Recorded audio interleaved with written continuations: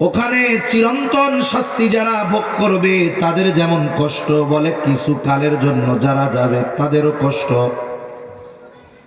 এজন্য আল্লাহ বলেন, ইমানদার, ঈমান আনার মাধ্যমে তো অনন্তকাল জাহান্নাম থেকে বাঁচলা। এইবার তুমি আল্লাহ তাআলার হুকুম, আহকাম, আদেশ নিষেধ মান্য করার মাধ্যমে ক্ষণস্থায়ী জাহান্নামের শাস্তি থেকে নিজেকে বাঁচাও।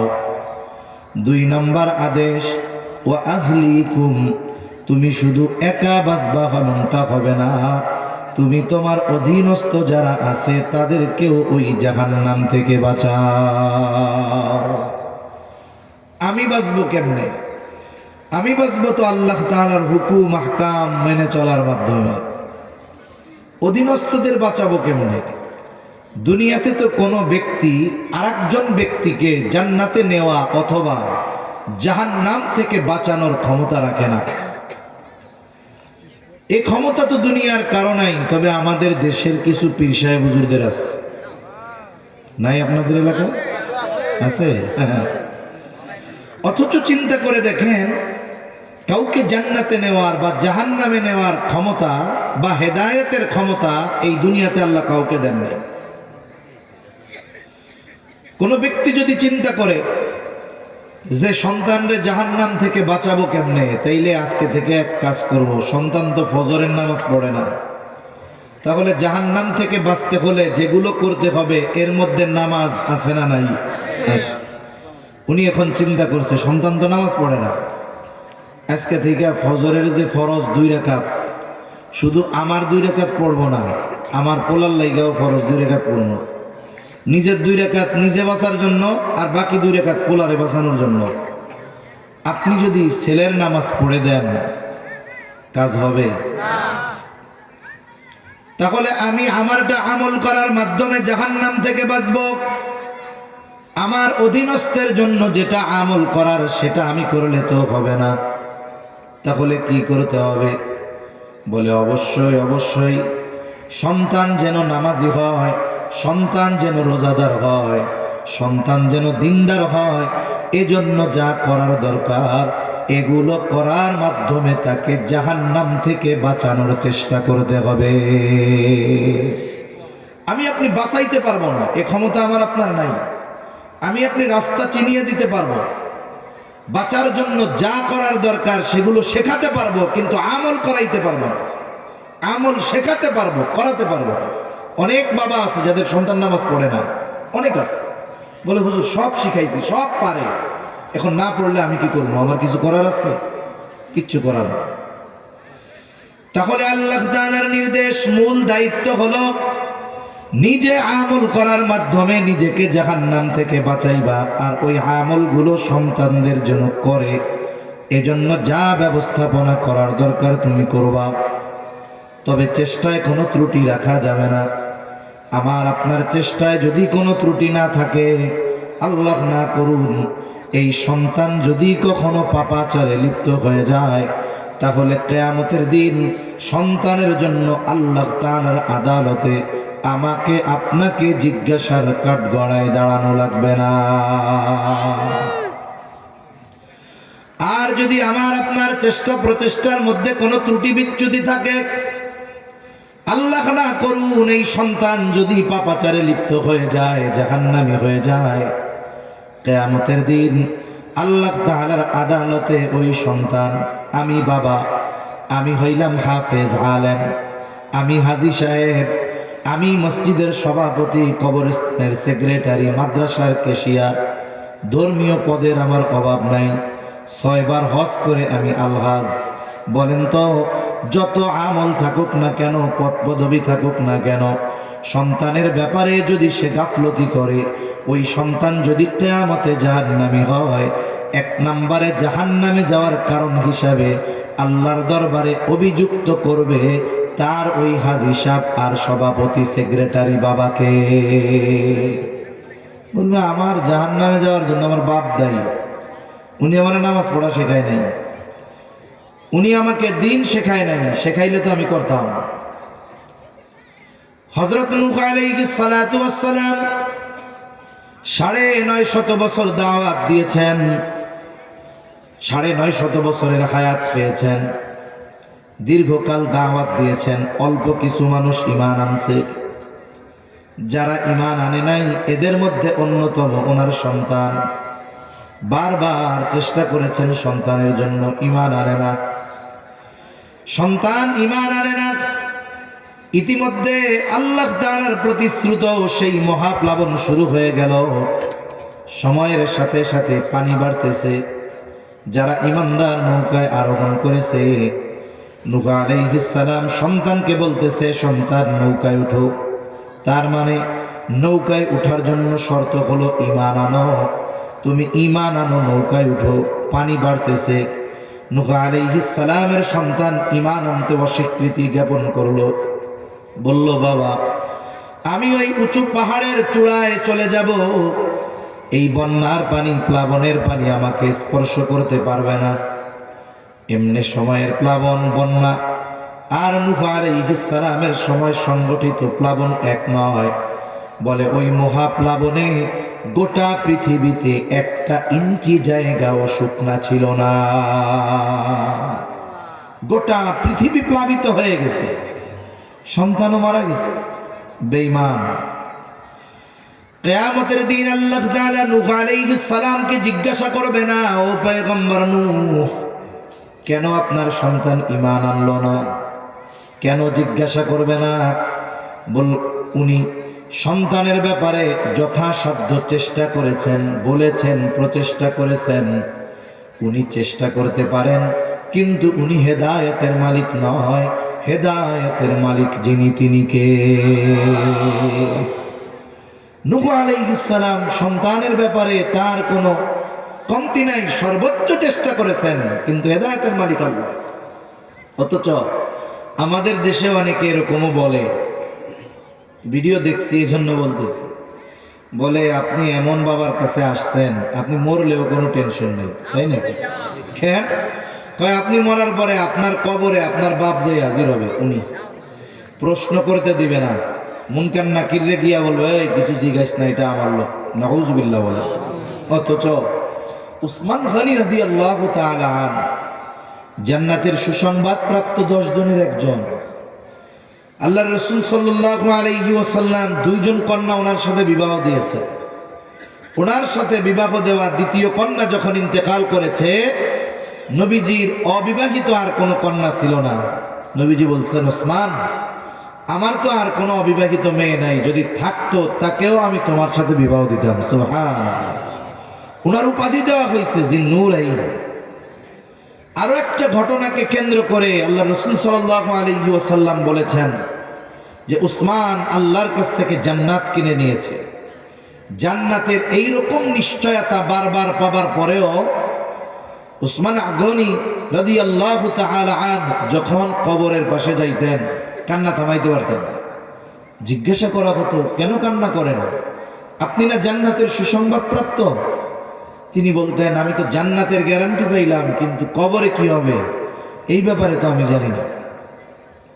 আর এরা বলে আসছেন এমন জায়গায় আপনারা প্রশ্নই করবে না, ভয়ে ভাগবে। নাউজুবিল্লাহ। তাহলে হেদায়েতের মালিক আল্লাহ। দুনিয়াতে যদি আল্লাহ তাআলা কোন ব্যক্তিকে হেদায়েতের ক্ষমতা দিতেন, তাহলে আমার আপনার নবীজিকেই দিতেন, ঠিক কিনা বলেন? আমার দিল বলে যে আল্লাহ তাআলা যদি বলতেন, হাবিব আপনাকে হেদায়েতের ক্ষমতা দেওয়া হলো, তবে একজন ব্যক্তির ব্যাপারে, একজনের ব্যাপারে আপনি হেদায়েত দিতে পারবেন, আমার মনে হয় নবীজি ওই একজনের ব্যাপারে সুপারিশ করতেন বা হেদায়েতের জিম্মাদারি নিতেন। তিনি হতেন তার চাচা আবু তালেব। অথচ এই আবু তালেবের কি অবদান নবীজির জন্য, দ্বীনের জন্য, ইসলামের জন্য। 8 বছর বয়স যখন আমার আপনার নবীর, ওই সময় থেকে নবীজির 50 বছর পর্যন্ত আবু তালেব আমার আপনার নবীজির অভিভাবক। ঐতিহাসিকেরা বলে আবু তালেব তার সমস্ত সন্তানদের চাইতে আমার আপনার নবীকে বেশি ভালোবাসতেন। শুধু তাই না, আবু তালেব নবুয়াতির আগে নবীজির ব্যাপারে ছায়ার মতো ছিলেন, নবুয়াতির পরে আরো বিশাল জিম্মাদারি তিনি নিয়েছেন। কাফেরদের থেকে আবু তালেব কেমন যেন নবীজির সামনে ঢালের মতো ছিল, ঢালের মতো। আবু তালেবের ইসলামের জন্য কত অবদান, যদিও সে ঈমান আনে নাই। এই কথাগুলো বলতে গেলে অনেক সময় চলে যাবে, আমার ওই কথাগুলো বলা উদ্দেশ্য নয়। তাহলে আবু তালেব সর্বোচ্চ ভালোবাসতো আমার আপনার নবীকে। নবীজিও আবু তালেবকে অনেক ভালোবাসতেন। যেই বছর আবু তালেব ইন্তেকাল করে, ওই বছর খাদিজাতুল কুবরা রাদিয়াল্লাহু তাআলা আনহা ইন্তেকাল করেন। বাহিরে নবীজির জন্য সবচাইতে সান্ত্বনার যিনি ছিলেন, ঘরের বাইরে আবু তালেব, আর ঘরে ছিলেন খাদিজাতুল কুবরা রাদিয়াল্লাহু তাআলা আনহা। দুইজনই একই বছর ইন্তেকাল করেন।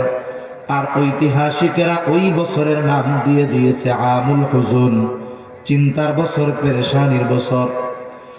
আবু তালেব যখন জীবনের অন্তিম সময়, বোঝা যায় আর বেশি সময় দুনিয়ায় থাকবে না, আবু তালেবের মাথার কাছে গিয়ে আমার আপনার নবীজি বসছেন। গিয়ে বলে, চাচা আপনি শুধু বলেন লা ইলাহা ইল্লাল্লাহ, বাকি বিষয়ের জন্য আমি আল্লাহর কাছে আপনার জন্য সুপারিশ করব। শুধু বলেন লা ইলাহা ইল্লাল্লাহ, আপনি শুধু এতটুকু বলেন। বলেন তো, দুনিয়ায় কোনো বেঈমান যদি ঈমান আনতে চায়, একনিষ্ঠতা একাগ্রতার সাথে দিল থেকে যদি শুধু বলে লা ইলাহা ইল্লাল্লাহ, কিন্তু মুহাম্মাদুর রাসূলুল্লাহর স্বীকৃতি দেয় না, ওই ব্যক্তি যত একাগ্রতার সাথে লা ইলাহা ইল্লাল্লাহ বলুক না কেন, ওই ব্যক্তির নামটা ঈমানদারদের তালিকায় অন্তর্ভুক্ত হবে নাকি? হবে না। তবে আবু তালেবের ব্যাপারে নবীজি বলতেছেন, আপনি শুধু এতটুকু বলেন, বাকি বিষয় আল্লাহর সাথে আমার হবে। আবু তালেবের চেহারার মধ্যে বোঝা যায় এই বুঝি বলে লা ইলাহা ইল্লাল্লাহ। কারণ কোন মানুষ কোন কথা বলার আগে ওই কথার ছাপ তার চেহারার মধ্যে দেখা যায়। আপনার বন্ধুর সাথে সকালবেলা দেখা, চেহারার মধ্যে চিন্তার ছাপ, কপাল ঘোষানো, কিছুই আপনারে বলে নাই। আপনি কি করেন? ও বন্ধু কি হইছে? কোনো পেরেশান আছে, কোনো চিন্তা? আপনি তার চেহারা দেখে বুঝতে পারেন সে চিন্তিত। আবার যখন কারো চেহারার মধ্যে রাগান্বিত ছাপ থাকে, চোখটা গরম থাকে, বোঝা যায় লোকটা রাগান্বিত, যা বলবে সব গরম কথা। আবার অনেক সময় অনেকের চেহারায় দেখা যায় হাস্য উজ্জ্বল ছাপ, বোঝা যায় এখন যদি কোনো কথা বলে সেটা হবে কোনো আনন্দের কথা। এজন্য কোনো ব্যক্তি কোনো কথা বলার আগে ওই কথার চেহারা, ওই কথা তার চেহারার মধ্যে বোঝা যায়, তার চেহারার মধ্যে একটা এক্সপ্রেশন থাকে, ছাপ থাকে। আবু তালেবের ভাবটাও ওইরকম। এই বুঝি বলে লা ইলাহা ইল্লাল্লাহ। আবু তালেব গোত্রপতি, সম্মানিত ব্যক্তি, বয়োবৃদ্ধ মানুষ। ইন্তেকালের সময় মক্কার কাফের সরদারেরাও আবু তালেবের বাড়িতে উপস্থিত। চেহারায় তো বোঝা যায়, কয়া দিব লা ইলাহা ইল্লাল্লাহ।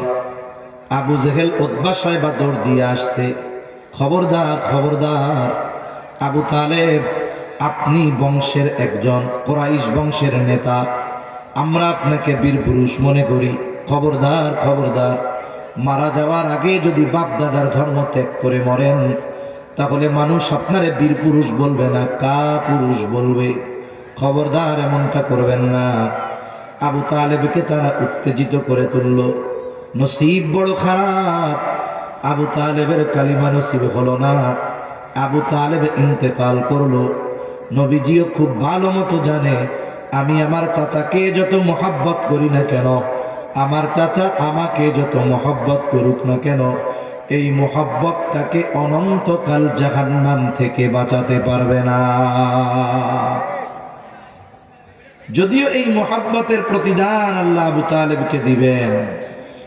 হাদিসের মধ্যে আসছে জাহান্নামের সবচাইতে আরামদায়ক আযাব দেওয়া হবে আবু তালেবকে, সবচেয়ে ছোট আযাব, এর নিচে আর কিছু নেই। সেটা কি?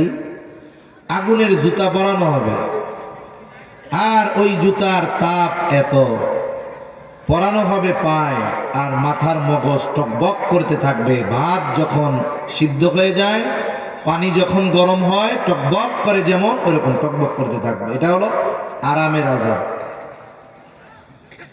নবীজি সাল্লাল্লাহু আলাইহি ওয়াসাল্লাম জানেন, হেদায়েত নসিব হয় নাই, চাচা অনন্তকাল জাহান্নাম থেকে বাঁচতে পারবে না।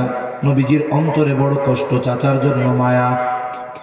হায়রে আমার মুহাব্বতের চাচা, হেদায়েত নসিব হলো না। আর আল্লাহ তাআলা বলেন, ইন্নাকা লা তাহদি মান আহবাবতা ওয়ালাকিন্নাল্লাহা ইয়াহদি মান ইয়াশা। আপনি যাকে ভালোবাসেন, মুহাব্বত করেন, আপনি চাইলে তারে হেদায়েত দিতে পারবেন না। ওয়ালাকিন্নাল্লাহা ইয়াহদি মান ইয়াশা, বরং আল্লাহ তাআলা যাকে চান তিনি তাকে হেদায়েত দেন।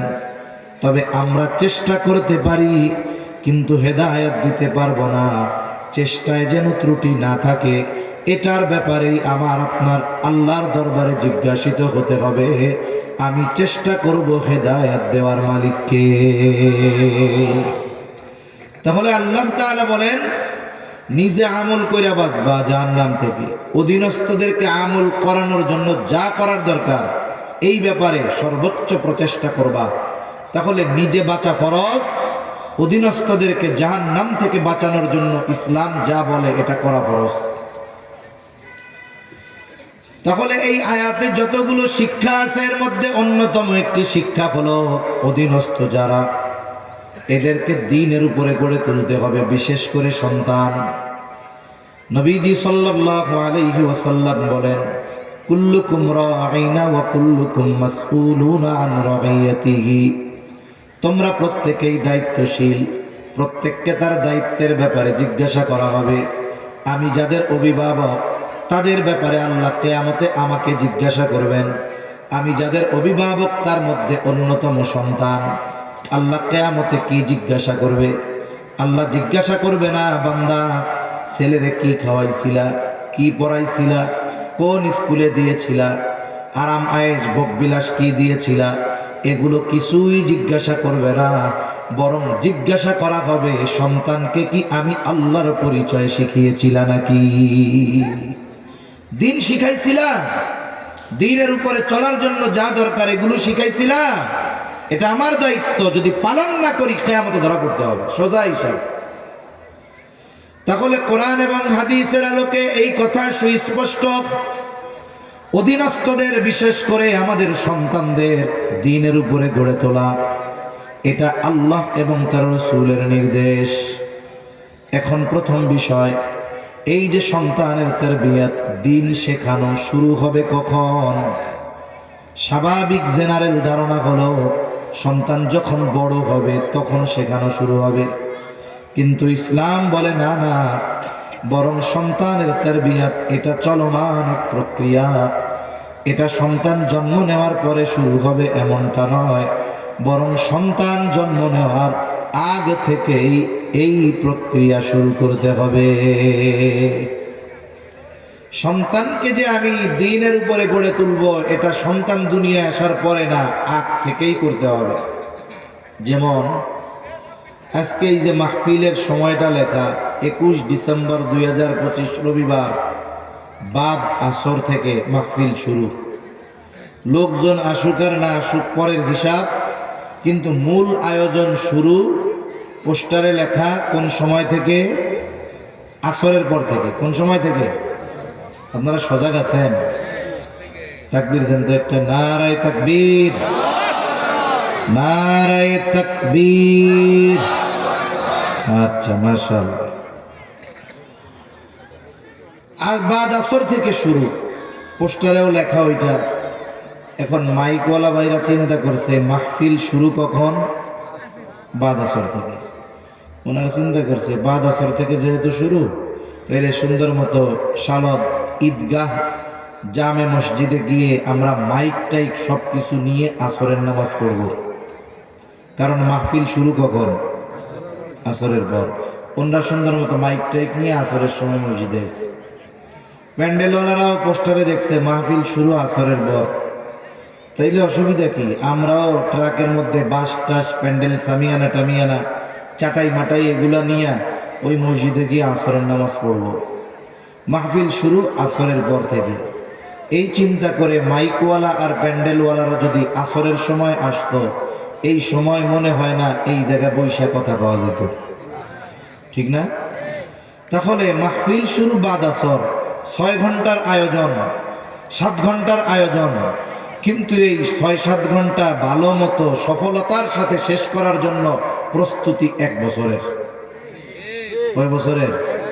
1 বছর। আমার 1 বছর আগে কইছে, এই জন্য কইতেছি। তাহলে চিন্তা করে দেখেন, প্রস্তুতি 1 বছরের, কিন্তু আয়োজনটা কয় ঘন্টার? 7-8 ঘন্টার ধরে। তার মানে এই আয়োজন সুন্দর করার জন্য প্রস্তুতি আগের থেকে নিতে হয়। আপনি সন্তানকে দিনদার বানাবেন, মুত্তাকি বানাবেন, আর চিন্তা করবেন যে সন্তান বড় হোক, এরপরে সম্ভাবনা কম। এজন্য সন্তানের তারবিয়াত সন্তান দুনিয়ায় আসার আগেই শুরু করতে হবে। প্রথম তারবিয়াত কি? প্রথম তো দোয়া।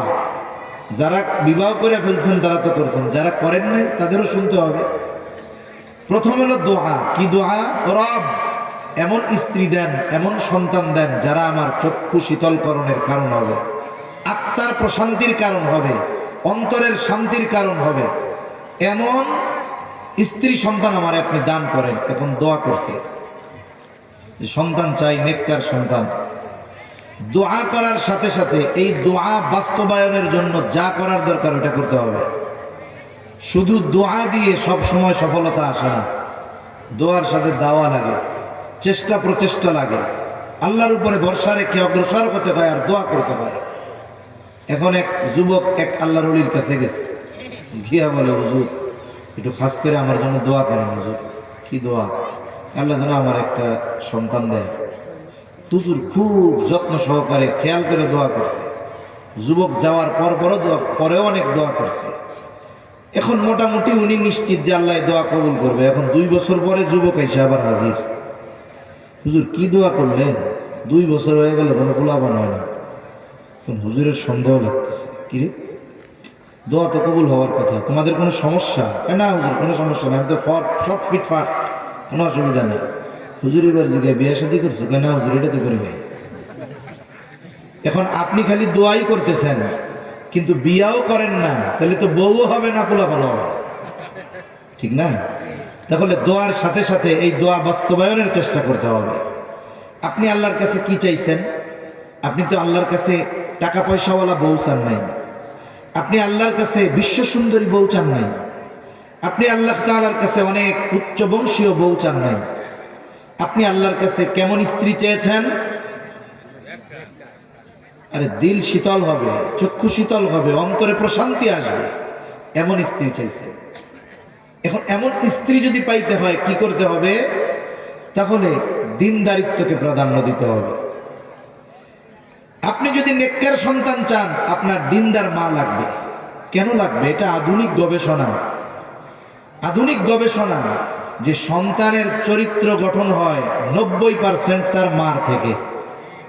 বাবা বাহিরে থাকে, বিদেশে থাকে, চাকরিতে থাকে, দিনের অল্প সময় সন্তান বাবার কাছে থাকে, কিন্তু সন্তান 24 ঘন্টা তার মায়ের কাছে থাকে। সন্তানের ভালো খাবার, পোশাক, বাসস্থানের ব্যবস্থা বাবা করতে পারে, কিন্তু চরিত্র গঠনে সবচাইতে বড় ভূমিকা রাখে মা। এজন্য বিবাহের যত উদ্দেশ্য আছে এর মধ্যে অন্যতম উদ্দেশ্য হলো নেক সন্তান। কি সন্তান? জোরে বল। কি সন্তান? জোরে বলেন। এই উদ্দেশ্য হইলে হবে না যে বিয়ে করে ইটালি যাবো, এই উদ্দেশ্য হইলে হবে না। উদ্দেশ্য কি? নেক সন্তান। জোরে বলেন। অনেকগুলো উদ্দেশ্যের মধ্যে একটা উদ্দেশ্য নেক সন্তান। আরো অনেক ভালো ভালো উদ্দেশ্য আছে, গুনাহ থেকে বাঁচা, এগুলো তো আছে। তাহলে নেক সন্তান যদি উদ্দেশ্য হয়, তাহলে নেক মা লাগবে। কেন? কোরআন হাদিস তো আছে, বিজ্ঞানও বলতেছে যে সন্তানের চরিত্র গঠন হয় তার মায়ের থেকে। তাহলে 1 নাম্বার কি দরকার? বলে একজন নেককার মা দরকার। এখন দোয়া করতেছি, রব চক্ষু শীতলকারী, হৃদয়ে প্রশান্তি আনয়নকারী একজন স্ত্রী দেন। এই দোয়ার সাথে সাথে কোয়ালিটি কেমন হবে, কোন গুণ আমার আপনার হৃদয়ের শীতলতা আনবে, সেটার দিকেও নজর দিতে হবে। নবীজি সাল্লাল্লাহু আলাইহি ওয়াসাল্লাম বলেন, তুনকাহুল মারআতু লিআরবাঈন, চারটি জিনিস দেখে মেয়েদের বিবাহ করা হয়। এক নাম্বার দেখা হয় তার সৌন্দর্য, দুই নাম্বার দেখা হয় তার বংশ, তিন নাম্বার দেখা হয় তার সম্পদ, চার নাম্বার দেখা হয় তার দিনদারিত্ব। তবে নবীজি দিনদারিত্বের ব্যাপারে বলেন, ফাযফার বিযাতিদ দ্বীন, দিনকে প্রাধান্য দাও। বাকি তিনটা পরিপূর্ণ আছে, অনেক টাকার মালিক, চেহারাটাও বড় সুন্দর, বংশ অনেক ভালো, কিন্তু দিনদারিত্ব কম, খবরদার সাবধান। কিন্তু যদি ব্যতিক্রম হয়, দিনদারিত্বের ক্ষেত্রে কোনো কমতি নেই, কিন্তু চেহারাটা একটু শ্যামলা, বংশটা অনেক উচ্চ নয়, অনেক টাকা পয়সা নাই, তুমি বিবাহ করো, সবর করো, আশা করা যায় এই দিনদার মেয়ের গর্ভে আল্লাহ এমন সন্তান দিবে, যেই সন্তান তোমার আত্মার প্রশান্তির কারণ হয়ে যাবে। বিবাহের আগে সুন্দর চেহারার প্রাধান্য থাকে বেশি, তবে বিবাহের পর সুন্দর চরিত্রের প্রাধান্য থাকে বেশি। সুন্দর চরিত্র এটা ধ্বংস হয় না সহজে, তবে সুন্দর চেহারা এটা ধ্বংস হয়ে যায়। এই পৃথিবীর শ্রেষ্ঠ সুন্দরী যিনি, একটানা যদি 2 সপ্তাহ ডায়রিয়া হয়, চেহারা থাকবে নাকি? জোরে কম থাকবে? থাকবে না, শেষ, চাপা ভেঙে মুখের মধ্যে ঢুকে যাবে। এত যুবক দৌড়াইতো, এখন দেখা ভয় পাবে, ওরে বাবা কারে দেখছিলাম আগে। তার মানে চেহারার সৌন্দর্য অসুস্থতায় নষ্ট হয়ে যায়, চেহারার সৌন্দর্য বয়সের কারণে নষ্ট হয়ে যায়। আজকে যেই মেয়েটার বয়স 20 বছর, দেখতে সুন্দর, ওর বয়স যখন 50 হবে, 60 হবে, চুলগুলো পেকে যাবে, চামড়া ঝুলে যাবে, চোখ কোটরের মধ্যে চলে যাবে, সৌন্দর্য থাকবে না। কিন্তু বলেন তো, যদি তার চরিত্র সুন্দর হয়, আর ওই মেয়েটা যদি 80 বছরের বৃদ্ধাও হয়ে যায়, চুল হয়তো পেকে পড়ে যাবে, চামড়াগুলো ঝুলে যাবে, চক্ষু কোটরের মধ্যে চলে যাবে, চেহারা নাই, তবে চরিত্রের সৌন্দর্য নষ্ট হবে নাকি? আর পরিপূর্ণ উত্তম চরিত্র তো তার মধ্যে, যার মধ্যে দিন আছে। যে দিনদার না, তার চরিত্র জীবনে সুন্দর হইতে পারে না। সোজা সাপটা কথা এটা। তাহলে 1 নাম্বার কি দরকার, বলে দিনদার মা। দিনদার মা যদি হয়, তাহলে অবশ্যই অবশ্যই চরিত্র সুন্দর হবে। আর এই দিনদার নেককার মা, এটা সন্তানের অন্যতম হক। প্রসিদ্ধ এক ঘটনা আছে, হযরত ওমর রাদিয়াল্লাহু তাআলা আনহুর কাছে এক লোক আসছে, এসে বলে, খলিফাতুল মুসলিমিন, আমার সন্তান আমার হক আদায় করে না। হযরত ওমর রাদিয়াল্লাহু তাআলা আনহু ছেলেটাকে ধরছে, কি ব্যাপার, কেন তুমি তোমার বাবার হক আদায় করো না? এইবার যুবকটা পাল্টা প্রশ্ন করে বলে, খলিফাতুল মুসলিমিন, হক কি শুধু পিতা সন্তানের কাছে পায়? সন্তান কি তার পিতার কাছে কোনো হক পায় না? হযরত ওমর রাদিয়াল্লাহু তাআলা আনহু কয়েকটি হকের কথা বলেছেন। 1 নম্বরে তিনি যেই হকের কথা বলেছেন, যে প্রত্যেকটা সন্তানের তার পিতার কাছে প্রথম আর প্রধান হক হলো একজন নেককার মা। সন্তানের কাছে বাবা হক পাবে কখন? সন্তান বালেগ হবে যখন। কোন বাপ যদি তার 6 বছরের ছেলেরে বলে, এই আমি তোর বাপ, আমি তোর কাছে অনেক হক পাই, কালকে থেকে আমারে ইনকাম করে খাওয়াবি, অটো চালাবি, ভ্যান চালাবি, না কিষান দিবি, এটা বুঝি না। কোন বাপ যদি তার 6 বছরের ছেলেকে হক দাবি করে কাজে পাঠায়, চাপ দেয়, এটা হক আদায় হবে না, এটা জুলুম করা হবে, ঠিক কিনা বলেন? তাহলে এই সন্তানের কাছে হক পাবে কখন? বলে বালেগ হবে যখন। অথচ এই সন্তান বাবার কাছে হক পাবে কখন? বলে দুনিয়ায় খবর নাই আসার, অথচ ওর হক ওর বাবার উপরে একটা রয়ে গেছে। তাহলে 1 নাম্বার একজন নেককার মা দরকার, এটা সন্তানের হক। সাথে সাথে সন্তানকে দ্বীনের উপরে গড়ে তোলার অন্যতম প্রথম এবং প্রধান বিষয়। আগে যুবক ভাই দোয়া করছে একা, ও রব আমার একটা নেককার বিবি দেন, নেক সন্তান দেন। এখন তো আর একা না, 2 জন। এবার 2 জনে মিলে দোয়া করবে, ও রব আমাকে আপনি, আমাদেরকে আপনি নেককার সন্তান দেন। আল্লাহর কাছে শুধু সন্তান চাইতে হয় না, আল্লাহ তাআলার কাছে নেক সন্তান চেয়ে দোয়া করতে হয়। আর নেক সন্তান চেয়ে দোয়া করা এটা পয়গম্বর আলাইহিস সালামের আমল। মুসলিম মিল্লাতের পিতা ইব্রাহিম আলাইহিস সালাম আল্লাহ তাআলার কাছে দোয়া করছেন নেক সন্তান চেয়ে। যখন ইরাকের বাবেল থেকে সিরিয়ার উদ্দেশ্যে তিনি হিজরত করতেছেন, একে তো জলিলুল কদর পয়গম্বর খলিলুল্লাহ, আবার করতেছেন সফর। এই অবস্থায় তিনি দোয়া করেছেন, রব্বি হাবলি মিনাস সলিহিন, ও রব আমাকে একজন নেককার সন্তান দেন। জবান খুলে বলেন, শুধু সন্তান চেয়েছে না নেক সন্তান? নেক সন্তান চেয়ে দোয়া করা ইব্রাহিম আলাইহিস সালামের আমল। মুফাসসিরিন কেরাম বলেন, বোঝা যায় তিনি আল্লাহ তাআলার কাছে ছেলে সন্তানও চেয়েছেন, নেককার একজন ছেলে সন্তান দেন। এজন্য আল্লাহর কাছে ছেলে সন্তান চাওয়া এটাও ইব্রাহিম আলাইহিস সালামের আমল। তবে আমি চাইলাম ছেলে, আল্লাহ দিল মেয়ে, বলেন তো চেহারাটাকে কালা করা যাবে নাকি? আমাদের সমাজে অনেক মানুষ আছে, এই সভ্য সমাজ, যদি পরপর 2-3টা মেয়ে হয় চেহারার দিকে আর তাকানো যায় না। আল্লাহ বলেন এ তো জাহেলিয়াতের সময়ের কাম। আল্লাহ বলেন মেয়ে সন্তান হওয়া এটা সুসংবাদ। ওয়া ইযা বুশিরা আহাদুকুম বিল উনসা যাল্লা ওয়াজহুহু, যখন তাদেরকে কন্যা সন্তানের সুসংবাদ দেওয়া হতো, কন্যা সন্তান হওয়া এটা সুসংবাদ বলছে কে? অথচ এই সুসংবাদ যখন তাদের দেওয়া হইতো মুখটা এরকম কালা হয়ে যায়। এখনো এরকম বুজুর্গ আছে না নাই? জোরে খান আছে না নাই? আরে বেড়া মানুষ রাগ হয় এক ব্যাপার, পুরুষ রাগ হয় এক ব্যাপার, মহিলার চেহারার দিকেও তাকানো যায় না। কি হইলো এটা? নানিও কয় কি হইলো, দাদি কয় হইলো কি, দুইটা বর্বর। অথচ দাদিও মহিলা, নানিও মহিলা, ওনারা তো কমপক্ষে রাগ না হওয়ার কথা ছিল। তাহলে চাইলাম ছেলে, দিল মেয়ে, রাগ হওয়া যাবে? সায়েন্স যা বলে বলুক, বিজ্ঞান যা বলে বলুক, যে এইটা এইটা এইটা এটার কারণে ছেলে হয়, এটা এটার কারণে ওইটা ওইটার কারণে মেয়ে হয়, সব একদিক রাখেন, ছেলে হোক মেয়ে হোক এটা দেওয়ার ক্ষমতা কার?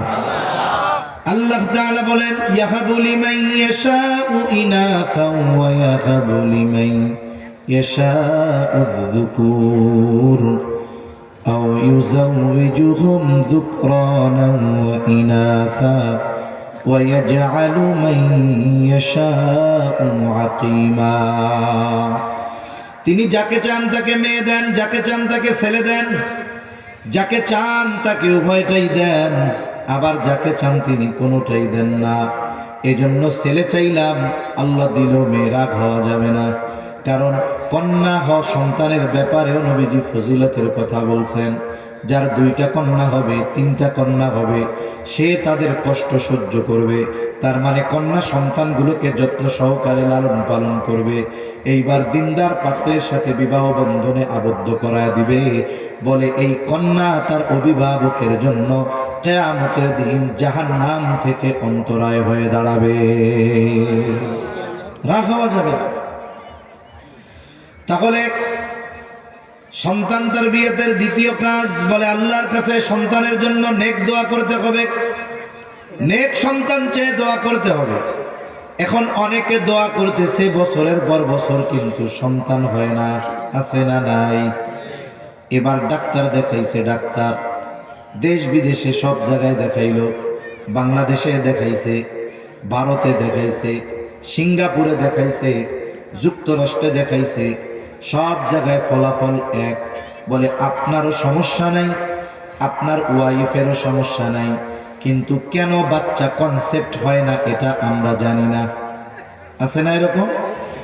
বাংলাদেশেরটা সন্দেহ লাগছে, ভারত গেছে, ভারতেরটাও ডাউট লাগছে, সিঙ্গাপুর গেছে, সিঙ্গাপুরেরটাও ডাউট লাগছে, যুক্তরাষ্ট্র গেছে, সব জায়গায় রিপোর্ট এক। বলে হচ্ছে না কেন আমরা জানি না। আমাদের গ্রামের মানুষ আছে এখনো, তখন কি কয়, এরকম যদি হয় যে কোনো সমস্যা নাই, বাচ্চা কাচ্চা হয় না, তখন কয় কিছু দোষ আছে রে। কি বুঝেন নাই? কয় শোনো, ওষুধ দিয়ে এইসব দোষ কাটানো যায় না, আর ডাক্তার ইঞ্জিনিয়ার দিয়ে সব কাম হয় না, কিছু কামের জন্য ফকির কবিরাজ লাগে। বলে কি বলে না? এই যে মানে ওরা ইমানের সর্বনাশ করার ধান্দা আর কি। এখন আমাদের এলাকায় কয় না যে মাল যায় যার, ইমান যায় তার। এত চেষ্টা প্রচেষ্টার পরে একটা বাচ্চা কাচ্চা হইতেছে না, এখন 12 জনের কথা শুনবে। এখন ওই যে বলছে যে সব কাজ ডাক্তার ইঞ্জিনিয়ার দিয়া হয় না মিয়া, কিছু কাজে ফকির কবিরাজ লাগে। অমুক জায়গায় আছে একজন, চইলা যাও তার কাছে গেলেই নাকি পোলাপান হয়। এখন গেছে, এই আকীদা নিয়ে যদি যায় তাহলে তো ইমানের 13টা বাইজ হয়ে গেছে। এখন গেছে, যাওয়ার পরে প্রথমেই কয় হ্যাঁ আইসোস, তা আমার দরবারে এই যে মাঘ মাসের শেষ শুক্রবার মহাপবিত্র ওরস মোবারক, এই দরবারে একটা গরু মানত কর। এত টাকা পয়সার মালিক, গরু মানত করতে অসুবিধা কি? বোলাপান হয়ে যাইব। কন্ত আল্লাহর নাম ছাড়া পৃথিবীর কোন সৃষ্টির নামে মানত করার সুযোগ আছে? প্রথম বিশ্বাস করাইলো কি ওই জায়গায় গেলে হবে, অথচ আল্লাহ বলেন ছেলেও আমি দেই, মেয়েও আমি দেই, উভয়টাই আমি দেই, আবার যারে না দেই সেটাও আমি করি। ও এই বিশ্বাস দিয়ে গেল। এরপরে ওরে দিয়ে বাবার নামে মানত করাইলো। এরপরে কয় শোন, 18 ঘাটের পুকুরের পানি আনবি, 18 ঘাটের পানি, 17 গাছের বড়োর কথা, 25 গাছের ওই কি জানি বলে গোলাপের কাঁটা, এভাবে এক একটার কথা বলে। শ্মশানের মাটি, কবরস্থানের মাটি, এইভাবে একের পরে বলতে বলতে এক সময় বলে যে এইগুলা দিয়ে তোরে গুলাইয়া গোসল করাইলে পোলাপান হবে। বলেন তো এই কথা যদি কেউ বিশ্বাস করে তার ইমান থাকবে? জোরে কোন ইমান থাকবে? অথচ দুনিয়ার অনেক মানুষের পরিস্থিতি এরকম। একটা কথা কই আপনাদের, একটা কথা বলবো, শুনবেন না? কে আতসা করেন? ও কানে ডিস্টার্ব হয়েছে? আচ্ছা শুনবেন না কে কে? আমি তাই বলছি, শুনবো তো সবাই। আচ্ছা মানবেন কে কে? একটু আতসা করেন তো। আচ্ছা যদি মানেনি তাহলে একটু আগে আগে বসে, সামনের জায়গায় একটু পূরণ করে বসে, একটু আগে আগে বসে, একটু জিকির করি লা ইলাহা ইল্লাল্লাহ। একটু নড়ে চড়ে বসেন, কষ্ট হবে হয়তো, একটু আসেন আগে। লা ইলাহা ইল্লাল্লাহ, লা ইলাহা। আসেন একটু আগায় বসেন।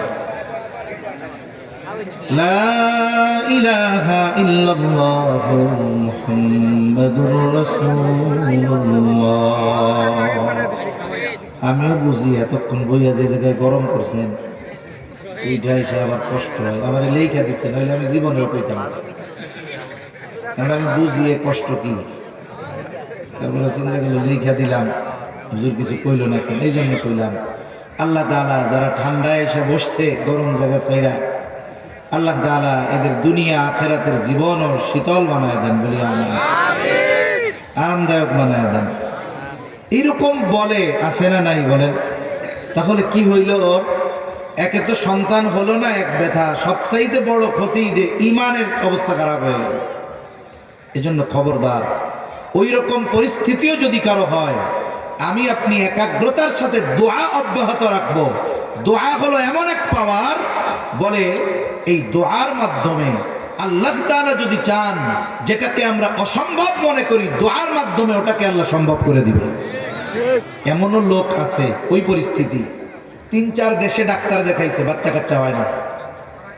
তারা কোনো ফকিরের কাছে যায় না, কোনো মাজারে গিয়ে মানত করে নাই। স্বামী স্ত্রী 2 জন চিন্তা করছে দেওয়ার ক্ষমতা আল্লাহর আছে, চলেন আমরা 2 জনে বাইতুল্লাহ চলে যাই। স্বামী স্ত্রী 2 জনে হজের সফরে চলে গেছে। কারণ কিছু দোয়া কবুলের সময় আর জায়গা আছে, এটা সব সময় পাওয়া যায় না। আমরা হয়তো দোয়া কবুলের সময় পাবো, কিন্তু জায়গা পাওয়ার জন্য জায়গা মতো যাওয়া লাগবে। এইরকম কিছু গুরুত্বপূর্ণ সময় আর জায়গার কম্বিনেশন হয় বাইতুল্লাহ সফরে, হজের সফরে। যেমন আরাফার ময়দানের দোয়া, আরাফার দিবসের দোয়ার ফজিলত কি? নবীজি বলেন খায়রুদ দুআই দুআউ ইয়াউমিল আরাফা, সবচেয়ে উত্তম দোয়া হলো আরাফার দিবসের দোয়া। এই দিবসের অনেক স্পেশালিটি আছে। একটা বলি, প্রত্যেক রাতে মধ্যরাতের পর আল্লাহ তাআলা বান্দারে ডাকে, কার কি লাগবে চাও। প্রত্যেক রাতে আল্লাহ বলে। বিশেষ কিছু রজনীতে সূর্যাস্তের পরে আল্লাহ বলে, বান্দা কার কি লাগবে চাও। কিন্তু আরাফার দিবসের স্পেশালিটি কি? ওই দিন মধ্যরাত না, সূর্যাস্ত নয়, দিনের বেলায় বান্দারে আল্লাহ বলে, বান্দা কার কি লাগবে চাও।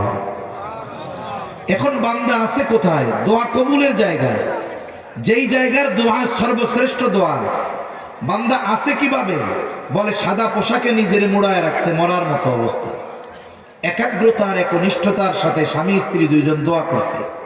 দোয়া কবুলের যত জায়গা আছে, আরাফা, মিনা, মুজদালেফা, মুলতাজিম, ধৈরা সুইয়া, কাবার গেলাপ ধরে ধরে দোয়া করছে আল্লাহ তাআলার কাছে। দোয়া কবুল হয়ে গেছে। এত চেষ্টা প্রচেষ্টা চিকিৎসকদের, সন্তান হয় না। হজের সফর থেকে আসছে, বছর ঘুরে নাই, আল্লাহ তাআলা কোল জুড়ে সন্তান দিয়ে দিচ্ছে। সুবহানাল্লাহ। আবার অনেকে দোয়া করতেছে, দোয়া করার পরে দেখলো ডাক্তার দেখাইছে, কয়েক জায়গায় ডাক্তার দেখাইছে, সবাই বলে আপনাদের হবে না। কেন? বলে আপনার স্ত্রী বন্ধা, আপনার স্পার্মের মধ্যে শুক্রাণু নাই, বাচ্চা হওয়ার জন্য যেটা দরকার এটা নাই, আপনারা দুজনেই অক্ষম। এমন না যে আপনি আর একটা বিয়ে করলে হয়ে যাবে, আপনিও এক্সপায়ার, আপনার ওয়াইফও এক্সপায়ার। উনি বন্ধা আর আপনার স্পার্মের মধ্যে শুক্রাণু নাই, আপনারা দুইজন জীবনে মা বাপ ডাক শুনতে পারবেন না। বলেন তো, এটা দুনিয়ার মানুষের কাছে অসম্ভব। আল্লাহ যদি চায় এই প্রতিবন্ধকতা দূর করে সন্তান দিতে পারে কি পারে না? আল্লাহ পারে। তবে এই যে পারে, যেই আওয়াজে বললাম আমরা, এইটার বিশ্বাস এই আওয়াজের মতো দৃঢ় আমাদের অন্তরে নেই। বিশ্বাস আছে তবে মজবুত না। যদি থাকতো, দোয়ার মাধ্যমে আমরা আমাদের অনেক অসম্ভবকে আল্লাহর কাছ থেকে সম্ভব করায় নিতে পারতাম। জাকারিয়া আলাইহিস সালাম পারছে, উনি তো নবী, কিন্তু এটা আমাদের জন্য উপমা, আল্লাহর শিক্ষা যে ওনার তো এই ক্ষমতা আছে। কিন্তু আমরা কি করি যখন ওই পরিস্থিতিতে পড়ি? ওই যে বললাম, আল্লাহর দরবারে না দৌড়াইয়া বাবার দরবারে দৌড়াই। সমস্যাই এটা হচ্ছে না। ওই যে একজন বলল অমুক জায়গায় যাও, আমি কেন আল্লাহর কাছে যাই না, আল্লাহরে কেন ডাকি না? তখন আমি ডাকা শুরু করি বাবারে। পদ্ধতি যখন গ্রহণ করি, হয়তো হয় না, সাথে সাথে ইমানেরও অবস্থা খারাপ হয়ে যায়। জাকারিয়া আলাইহিস সালাম, উনি বৃদ্ধ হয়ে গেছেন, চুল দাড়ি সব পেকে গেছে, এবং ওনার স্ত্রীও বন্ধা। স্বাভাবিক নিজাম কি? বাচ্চা হওয়ার আর সম্ভাবনা নাই, স্বাভাবিক নিজাম এটা। তবে একটা সময় ওনার অন্তরের মধ্যে সন্তানের ব্যাপারে, আল্লাহর কাছে সন্তান চাওয়ার ব্যাপারে জোশ উঠছে। উনি দোয়া করছেন, দোয়া কবুল হয়েছে। কোন সময়? মারিয়াম আলাইহিস সালাম, ঈসা আলাইহিস সালামের মা মারিয়াম আলাইহিস সালাম, উনি যখন ওনার মায়ের গর্ভে, ওনার মা, উনি নিয়ত করছে যে আল্লাহ, আমার এই গর্ভের সন্তান আমি আপনার নামে মানত করলাম, একে আল্লাহর ঘর বাইতুল মুকাদ্দাসের খেদমতের জন্য দিয়ে দিব। সে ইবাদত করবে আর আপনার ঘরের খেদমত করবে। মারিয়াম আলাইহিস সালামের বাবা ইমরান, কোরআনুল কারীমে একটা সূরা আছে আলে ইমরান, মারিয়াম আলাইহিস সালামের বাবার নাম। উনি বাইতুল মুকাদ্দাসের ইমাম। দীর্ঘদিন সন্তান হয় না, এজন্য মানত করছে যে আমার এই সন্তান আপনার জন্য মানত করলাম, আপনার ঘরে ইবাদত করবে, সেবা করবে, বিবাহ শাদী কিচ্ছু করবে না, দুনিয়াদারির কিছু করবে না, আপনার ঘরের খেদমতে কাটায়া দিবে। মুফাসসিরিনে কেরাম বলেন, এই জায়গায় মূলত উনি কৌশলে সন্তান চাইছে, ছেলে সন্তান চেয়েছে আল্লাহর কাছে। কেমনে? তৎকালীন সময়ে বাইতুল মুকাদ্দাসের খাদেম কোন নারীকে নেওয়া হইতো না, নেওয়া হইতো শুধুমাত্র ছেলেদের। উনি মানত করছে কি, যে আমার গর্ভে যেই সন্তান, তাকে আমি আপনার নামে মানত করলাম। উনি আলাদাভাবে বলে নাই যদি ছেলে হয় তাইলে আমি আপনার ঘরে দিয়ে দিন। যেমন অনেক বাপ মানত করে, আল্লাহ গো, এটা যদি পোলা হয় তাইলে হাফেজ বানাম। অনেক বাপ আছে আশা করে যে ছেলে হইলে তাহলে কি করবো, হাফেজ বানাবো। উনি বলছে শর্ত কি, ছেলে হলে। এখন যদি মেয়ে হয়, উনি তাইলে তার হেফজখানায় পড়াইতে বাধ্য না, ওনার উপরে ফরজ না। কিন্তু যদি ছেলে হয় তাইলে হাফেজ বানানো, এই মানত পূরণ করা ওনার জন্য ওয়াজিব। তা উনি আম ভাবে বলছে, কিন্তু উনি চিন্তা করছে মানতটা তো কড়া করছি, তাইলে আল্লাহ ছেলেই দিব। কিন্তু সন্তান যখন ভূমিষ্ঠ হলো উনি দেখলেন হায় হায় এ তো মেয়ে। ওই সময় ওনার বাবা ইন্তেকাল করছে। এখন বাইতুল মুকদ্দাসের ইমাম হলো ওনার খালু হযরত জাকারিয়া আলাইহিস সালাম। বাইতুল মুকদ্দাসের অতীতের সব নিজামকে বাদ দিয়ে সবাই মিলে বলছে, যেহেতু আমাদের সাবেক ইমামের মেয়ে, দ্বিতীয়ত তার খালু আছে এখন ইমাম, তাহলে অসুবিধা নাই, আমরা তাকে বাইতুল মুকদ্দাসের জন্য নিব। আল্লাহ তাআলা সবার দিলের মধ্যে এমন এক চাহিদা তৈরি করে দিছে যে বাইতুল মুকদ্দাসের জিম্মাদার যারা ছিল তারা সবাই বলে যে আমি মারিয়ামের দায়িত্ব নিব, আমি এর লালন পালনের ব্যবস্থা করব। সবাই চায়। এখন মেয়ে তো একজন, দায়িত্ব সবাই নিতে চায়, অভিভাবক সবাই হতে চায়। এখন কি হবে? কয় তাহলে লটারি হবে। লটারি শুনলেই মনে হয় 10 টাকার টিকিট কিনুন, 2 লাখ টাকার হোন্ডা জিতুন। হ্যাঁ, এই লটারি আছে না? গ্রামগঞ্জে ঘুরে ঘুরে মাইকে চালায় নিয়ে যায়, আছে না নাই? কতজন 10টা 20টা 30টা 50টা কাটে। যদি লেগা যায়, এই লটারি হারাম। এই লটারি কি? জোরে কন, আরো জোরে জোরে কি বলেন? কি হারাম? কিছু লটারি তো বৈধ আছে। যেমন রাসূল সাল্লাল্লাহু আলাইহি ওয়াসাল্লাম সফরে স্ত্রীদের নিয়ে যেতেন, লটারি করতেন। লটারিতে যার নাম আসতো তাকে নিতেন। যিনি এইবার গেছেন পরের বার লটারিতে তার নাম নাই, বাকি যারা আছে তাদের মধ্যে লটারি করে একজনকে নিয়ে যাইতেন। এই ধরনের লটারি। এখন সবাই চাচ্ছে আমি জিম্মাদারি নেব। এখন লটারির ব্যবস্থা হলো। লটারিতে 3 বারই খালু জাকারিয়া আলাইহিস সালামের নাম উঠছে। যেহেতু খালা আছে, যত্ন ভালো হবে, আল্লাহ তাআলাও চাইছেন। মারিয়াম আলাইহিস সালাম তার দেখাশোনা জিম্মাদারি জাকারিয়া আলাইহিস সালামের উপর। আল্লাহ বলেন ওয়াকাফফালাহা জাকারিয়া। মারিয়াম আলাইহিস সালাম আস্তে আস্তে বড় হয়েছে। বড় হওয়ার পর বাইতুল মুকদ্দাসের পাশে ওনার জন্য একটা রুম করে দেওয়া হয়েছে। দিনের বেলায় উনি ওই রুমে ইবাদত বন্দেগী করেন, বাহিরের কেউ ঢুকতে পারে না, উনি ওই জায়গায় একা। শুধুমাত্র খালু মাঝে মধ্যে গিয়ে খোঁজ খবর নেন, আর রাতের বেলায় খালার কাছে তিনি অবস্থান করেন। মারিয়াম আলাইহিস সালাম যখন প্রাপ্তবয়স্কা হয়েছেন, বালেগা হয়ে গেছেন, আল্লাহ তাআলার ইচ্ছা এক কুদরতের বহিঃপ্রকাশ ওনার মাধ্যমে ঘটাবেন। পবিত্রতার গোসল করার জন্য উনি গেছেন এক জায়গায়, কাপড় টানাইছেন পর্দার জন্য, উনি করবেন গোসল। ইতিমধ্যে একজন সুদর্শন যুবক এসে ওনার সামনে হাজির। মারিয়াম আলাইহিস সালাম ভয় পেয়ে গেছেন। মুফাসসিরিনে কেরাম বলেন হয়তো আল্লাহ তাআলা ওনাকে পরীক্ষা করার জন্য পাঠিয়েছেন যে মারিয়ামের মনোভাব কি। কিন্তু মারিয়াম তো পরীক্ষায় পাস। মারিয়াম আলাইহিস সালাম সুদর্শন এই যুবককে দেখে সাথে সাথে বলতেছেন ইন্নী আউযু বিররহমানি মিনকা ইন কুনতা তাকিয়া। তিনি ভীত সন্ত্রস্ত হয়ে বললেন আমি তোমার থেকে দয়াময়ের কাছে পানাহ চাই যদি তুমি খোদাভীরু হও, মুত্তাকি হও। কারণ উনি তো সাধারণ মানুষ না, উনি তো ফেরেশতা, চেহারার মধ্যে খোদাভীরুতার ছাপ। এজন্য বলতেছে তুমি যদি মুত্তাকি হও তাহলে আল্লাহর কাছে তোমার ব্যাপারে আমি আশ্রয় চাই। এবার সাথে সাথে তিনি জবাব দিয়ে দিলেন যে আমি কোনো সাধারণ মানুষ নয়। ক্বালা ইন্নামা আনা রাসূলু রাব্বিকি লিআহাবা লাকি গুলামান যাকিয়্যা। আমি তোমার রবের প্রেরিত দূত, আমি এসেছি তার পক্ষ থেকে তোমাকে একজন সন্তান দেওয়ার জন্য। কি কয় সন্তান? কেমনে হবে? লাম ইয়ামসাসনি বাশারুন ওয়া লাম আকু বাগিয়া। অথচ আমাকে কোনো পুরুষ স্পর্শ করে নাই, আমি ব্যভিচারিণীও নয়, কিভাবে হবে? জিবরাইল আলাইহিস সালাম বলেন ক্বালা কাযালিকা ক্বালা রাব্বুকি হুয়া আলাইয়া গায়র। তিনি বলেন তোমার রব যেভাবে চায় সেভাবে হবে, আর এটা তার জন্য কঠিন নয়, বরং এটা তোমার রবের জন্য অতি অতি সহজ। এবার ওনার বুকে একটা ফু দিয়ে দিছে। মাতৃগর্ভে ঈসা আলাইহিস সালাম, উনি গর্ভবতী। স্বাভাবিকভাবে কোনো মহিলা যদি, নারী যদি প্রেগনেন্ট হয়, সময়ের সাথে সাথে সন্তান ভূমিষ্ঠ হওয়ার সময় যত নিকটবর্তী হয়, তার শারীরিক গঠন তত পরিবর্তন হয়। মুফাসসিরিনে কেরাম বলেন, তবে মারিয়াম আলাইহিস সালামের ক্ষেত্রে এটা ভিন্ন। ওনার শরীরের গঠন কোনো পরিবর্তন হয় নাই।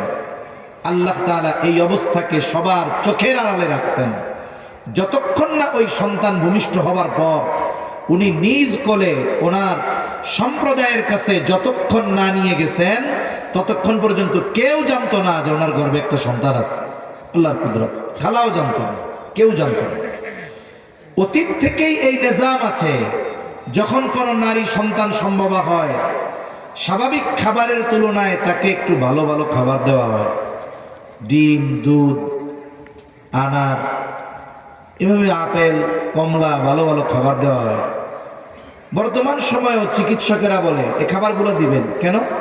বলে মা পুষ্টি পাবে আর এতে বাচ্চার ভালো হবে। ওই সময়ে নিজাম তো এটা ছিল। কিন্তু মারিয়াম আলাইহিস সালাম যে গর্ভবতী, ওনার পেটে যে সন্তান, দুনিয়ার কেউ জানে? জোরে কোন না, জানে? ভালো খাওয়াবে কে? বলে জিম্মাদারি আল্লাহই নিয়েছেন। সুবহানাল্লাহ। জাকারিয়া আলাইহিস সালাম ওই যে মাঝে মধ্যে খোঁজ খবর নেওয়ার জন্য ঢুকতেন, কিছু লাগবে কিনা। এখন ভালো খাবার প্রয়োজন, ভালো খাবারের জিম্মাদারি স্বয়ং আল্লাহ তাআলা নিয়ে নিয়েছেন। সরাসরি মারিয়ামের জন্য হরেক রকমের সুস্বাদু ফলমূল। জাকারিয়া আলাইহিস সালাম যখনই রুমের মধ্যে ঢোকে, আল্লাহ বলেন, ফাকুল্লামা দাখালা আলাইহা জাকারিয়াল মিহরাবা ওয়াজাদা ইনদাহা রিজকা। যখনই জাকারিয়া আলাইহিস সালাম মারিয়াম আলাইহিস সালামের রুমের মধ্যে ঢুকে, দেখে হরেক রকমের ফলমূল। যেই ফল গাছে নাই, বাজারে নাই, সেই ফল তরু তাজা গাছ পাকা মারিয়ামের সামনে হাজির। উনি জিজ্ঞাসা করতেছেন, ক্বালা ইয়া মারইয়ামু আন্না লাকি হাদা। হে মারিয়াম, এগুলো তোমার জন্য কোথা থেকে আসলো? কোথায় পাইলা তুমি এগুলো? মারিয়াম আলাইহিস সালামের সহজ আর সোজা জবাব, ক্বালাত হুয়া মিন ইনদিল্লাহ। এই ফলমূল, এই রিজিক যার পক্ষ থেকে আসছে তিনি কে? আল্লাহ। এত জোরে কইছেন আল্লাহর নাম, জোরে বলেন কে? বলেন তো, আল্লাহ যদি চায় গাছে থাকা লাগবে না, বাজারে থাকা লাগবে না, কোল্ড স্টোরে থাকা লাগবে না, পৃথিবীর কোথাও থাকা লাগবে না। আল্লাহ যদি চায় ওই জিনিসটা তরু তাজা বান্দাকে সরাসরি খাওয়াতে পারেন কি পারেন না? পারে। এ বিশ্বাস আমাদের আছে। তবে যদি এমন হয় কারো ক্ষেত্রে এমনটা ঘটছে দুনিয়ায়, আল্লাহ চাইলে করতে পারে না? ওরে জিজ্ঞাসা করলাম, পাইছস তুই রে? আল্লাহ দিছে। আমরা কি তুমি জানেন লাঠি নিয়ে, ওই আল্লাহ দিছে বুঝলাম, কিন্তু তুই পাইলি কয়ে গে? এটা তার মানে আমার বিশ্বাস আছে আল্লাহ দিতে পারে, কিন্তু ও যখন বলছে আল্লাহ দিছে, তখন আমার চিন্তা আসে সরাসরি আসমান থেকে আসে নাই, কেউ ওরে দিছে। তখন কি তুমি কই পাইছস তুই আগে? এটা কে দিয়েছে তোমাকে আগে, এটা বল। মারিয়াম আলাইহিস সালাম বলছে আল্লাহ দিয়েছেন, আল্লাহর পক্ষ থেকে আসছে। জাকারিয়া আলাইহিস সালাম আর কোনো কথা নাই, কারণ উনি জানেন যেটা বাজারে নাই, গাছে নাই, কোনো জায়গায় নাই, ওইটা আল্লাহর জন্য বান্দাকে দেওয়া অতি অতি অতি সহজ। এ বিশ্বাস ওনার দৃঢ়ভাবে অন্তরে আছে, উনি এজন্য জিজ্ঞাসা করেন। তবে এটা দেখার পরে ওনার দিলের মধ্যে জোশ আসছে। কি জোশ? আমি বৃদ্ধ, আমার স্ত্রী বন্দা, জাগতিক নিজাম বলে বাচ্চা কাচ্চা হবে না, জাগতিক নিজাম বলে মারিয়ামের সামনে এখন এই অমৌসুমী ফলগুলো থাকবে না, কিন্তু দিছে কে? আল্লাহ। ওই রব আমারও তো সন্তান দিতে পারে। এবার একেবারে একনিষ্ঠতা আর একাগ্রতার সাথে তিনি আল্লাহর কাছে দোয়া করেছে, আল্লাহর কাছে দোয়া করতেছে। শুনে, দোয়া কবুলের অনেক শর্ত আছে। শর্তগুলোর মধ্যে এক শর্ত হলো একেবারে একনিষ্ঠতা আর একাগ্রতার সাথে আল্লাহর কাছে চাইতে হবে। দুনিয়ার সব চিন্তা চেতনা বাদ, একেবারে আল্লাহর দিকে দিলকে আল্লাহর সাথে, আল্লাহর দিকে এই দোয়ার সাথে কানেক্টিং করে দিতে হবে। এটা দোয়ার একটা আদব এবং দোয়া কবুল হওয়ার অন্যতম আলামত। আমাদের দেশে অনেক জায়গায় দোয়ার নামে অনেক সময় উপহাস করা হয়। মনে করেন অনেক জায়গায় মাহফিলের পরে তাবারক দেয়, খিচুড়ি দেয়, বিরিয়ানি দেয়। আছে আপনাদের দিকে? আছে, অসুবিধা নেই, দেওয়া তো গোনার কাম না। কিন্তু কিছু কিছু জায়গায় আছে আইসাই কবে হুজুর একটু দোয়া লম্বা করবেন, কেন হুজুর খিচুড়ি আছে তো দিতে হইবেন, আগে দেন গ্যাঞ্জাম, পরে দেন হুজুর গ্যাঞ্জাম। তাহলে কি করবো? দোয়ার মধ্যে দিব, দোয়া লম্বা করেন। তার মানে দোয়া যে লম্বা করবো এটা তো আল্লাহর জন্য না, খিচুড়ি দেওয়ার লাগে। এখন মনে করেন এরকম দোয়া করতে হয়, অনেক সময় বাধ্য হইতে হয়, করলাম দোয়া। সমস্যাটা কি? মনে করেন পোলা পাইন খিচুড়ির বস্তা নিয়ে আইছে এই পাশে, ওই পাশে আসে নাই, ওই জায়গায় যারা দোয়া করে এরকম দোয়া করে আল্লাহ শেষ হয়ে গেল। এখন বলেন তো এইরকম যদি দোয়া আমরা পৃথিবীর সব মানুষ মিলা করি, এই দোয়া সামিয়ানার উপরে উঠবে, ঠিক কিনা বলেন? দোয়া হইতে হবে একাগ্রতার সাথে। জাকারিয়া আলাইহিস সালাম যখন এটা দেখছে, বলছে আল্লাহর পক্ষ থেকে আসছে, জোশ আসছে, দোয়া করছে একেবারে রুমের মধ্যে। হুনালিকা দাআ জাকারিয়া রাব্বাহ قال رب هب لي من لدنك ذرية طيبة إنك سميع الدعاء। জাকারিয়া আলাইহিস সালাম আল্লাহর কাছে দোয়া করে বলে, রব আপনি আমাকে একজন পবিত্র সন্তান দেন। কেমন যেন তিনি বলতেছেন, ও রব আমি বৃদ্ধ, আমার স্ত্রী বন্ধা, আপনি তো রব মারিয়ামকে অমৌসুমে তার তরুতাজা ফল খাওয়ান, আপনি চাইলে আমার একটা পবিত্র সন্তান দিতে পারেন। ওই যে ফল খাওয়াইছে একেবারে একনিষ্ঠতা, একাগ্রতা আর বিশ্বাসের সাথে সরাসরি চেয়েছে পবিত্র সন্তান দেন। আল্লাহ দোয়া কবুল করে ফেলছে। জাকারিয়া আলাইহিস সালাম নামাজে দাঁড়াইছেন, ফেরেশতারা আল্লাহর পক্ষ থেকে সুসংবাদ নিয়ে হাজির। ডাক দিয়ে বলে, ফানাদাতুল মালাইকাতু ওয়া হুয়া কাইমুন ইউসাল্লি ফিল মিহরাব আন্নাল্লাহা ইউবাশশিরুকা বিয়াহইয়া। জাকারিয়া আলাইহিস সালাম নামাজে দণ্ডায়মান, ফেরেশতারা ডাক দিয়ে বলে, ও পয়গম্বর জাকারিয়া আলাইহিস সালাম আল্লাহর পক্ষ থেকে সুসংবাদ নেন, পবিত্র সন্তান চাইছেন, সুসংবাদ নেন। আল্লাহ তাআলা শুধু সন্তানের সুসংবাদ দিয়েছেন তা নয়, বরং ওই সন্তানের নাম আল্লাহ রেখে দিয়েছেন ইয়াহইয়া। আসলে বলতে চাইছিলাম অল্প কথা, হয়ে গেল অনেক কথা। তাহলে যদি কারো অবস্থা এমন হয়ে যায়, বিবাহ করেছে, দোয়া করে, সন্তান হয় না, চিকিৎসা করলো, জানতে পারলো স্ত্রী বন্ধা, অথবা সে অসুস্থ, অথবা উভয় অসুস্থ, বলে ফকিরের কাছে যেও না, তুমি গিয়ে ঈমান হারা হয়ো না, ওই রবের কাছে বারবার চাও, সব প্রতিবন্ধকতা দূর করে সন্তান দেওয়ার ক্ষমতা আমার রবের আছে না না? তাহলে প্রথম কাজ বলে নেককার মা, 2 নাম্বার সন্তানের জন্য নেক দোয়া। এই দোয়ার প্রভাব আছে, যাক বাকি কথা আর লম্বা করব না, দোয়ার প্রভাব আছে, এটা একটু কই, 11:30 বেজে গেছে। দোয়ার প্রভাব আছে। ওই যে নেক সন্তান চেয়ে আল্লাহর কাছে দোয়া করছে ইব্রাহিম আলাইহিস সালাম, কি বলছে? রব্বি হাবলি মিনাস সালিহিন, রব আমারে নেক সন্তান দেন। মা বাবা যদি সন্তানের জন্য দোয়া করে, এই দোয়ার প্রভাব সন্তানের জীবনে পরিলক্ষিত হয়। যদি দোয়া করে সেটা বদদোয়াও হতে পারে, এটারও প্রতিফলন সন্তানের জীবনে হয়। কিন্তু কখনো মা বাবা সন্তানের জন্য বদদোয়া করব না। কোরআন হাদিসে সন্তানের জন্য আল্লাহ এবং তার রাসূল যত দোয়া শিখিয়েছেন, একটাও কি বদদোয়া আছে? জোরে কন্যা আছে? নাই। কিন্তু আমাদের দেশে অনেক মা বাবা বদদোয়া করে। সন্তান 6-7 বছর 8 বছর বয়স, ওর নামাজও ফরজ হয় না, নামাজও ফরজ হয় না। এই পিছনে না বসে আপনারা সামনে চলে আসেন, এই যুবক ভাইরা, হ্যাঁ এই যে সামনে কিছু জায়গা আছে, কুয়াশার মধ্যে বসেন না, ঠান্ডা লেগে যাবে, সামনে চলে আসেন, এদিক জায়গা আছে। নেক দোয়া করতে হবে, বদ দোয়া করা যাবে না। 7-8 বছর বয়স, নামাজ ফরজ হয় না, হয়তো স্কুলে ঠিক মতো যায় না, মাদ্রাসায় যায় না, শিক্ষকরা বারবার বাড়ি নালিশ দেয়, মা এক সময় রাগ হয়ে ধর তোর মুখ যেন আল্লাহ আমার আর না দেখায়, বলে কি বলে না এরকম? অনেক মা বলে, রাগ হয়ে বলছে। এখন দেখা গেল এই দোয়া আল্লাহ কবুল করলো, টেরাকের তলে মাথাটা পড়ে জীবন শেষ, চেহারা আর দেখার উপায় নেই। এখন বলেন তো, মার বদ দোয়ার প্রতিফল ওইটা। সন্তান মারা গেল, আমি আপনি কানবো না, কাঁদবে গোটা হায়াত ওই মা। তখন খালি আফসোস করবে, কেন আমি বদ দোয়াটা করছিলাম। এই জন্য যদি সন্তানের কোনো আচরণে কষ্ট লাগে, আপনি রাগ হয়েও বদ দোয়া করবেন না। আমার মা বোনরা আছে শুনতেছে, নেক দোয়া করবেন। কি বলবেন?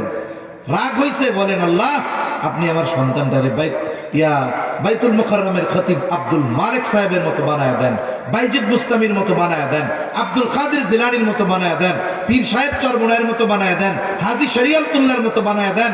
কেন রাগের ঠেলায় ভালো দোয়া মুখ দিয়ে বের হয় না, খালি বদ দোয়া করেন আর অভিশাপ দেন। এগুলো আমরা করব না, কারণ ইনশাআল্লাহ সন্তান যত অবাধ্য হোক নেক দোয়া করবেন। নূহ আলাইহিস সালাম দেখছেন, সন্তান ওই অবস্থায়ও সন্তানের হেদায়েতের জন্য আল্লাহর কাছে উনি চাইছেন, চেষ্টা করছেন। এই কথা বলেন না আল্লাহ আমার ছেলেটারে ধ্বংস করে দেন, এই কথা বলেন। অথচ অনেক মা বাবা সন্তানের জন্য বদ দোয়া করে, করবো না ইনশাআল্লাহ। দোয়ার প্রভাব সন্তানের জীবনে পড়ে। ঘটনাটা বলা উদ্দেশ্য না, আমার একটা মেসেজ দেওয়া উদ্দেশ্য আপনাদের। ইব্রাহিম আলাইহিস সালাম বললেন আমারে নেক সন্তান দেন, আল্লাহ জবাব দিলেন ফাবাশশারনাহু বিগুলামিন হালিম। আল্লাহ তাআলা বলেন আমি তাকে একজন সহনশীল সন্তানের সুসংবাদ দিলাম। হালিম এমন এক গুণ, সহনশীলতা এমন এক গুণ যার মধ্যে বাকি সব ভালো গুণ পাওয়া যায়। যিনি হালিম তিনি আবেদ, যিনি হালিম তিনি শাকের, যিনি হালিম তিনি জাকের, যিনি হালিম তিনি সবের। এক কথায় অনেক ভালো গুণওয়ালা এক সন্তান আপনারে দিলাম, তার উপাধি কি বলে হালিম।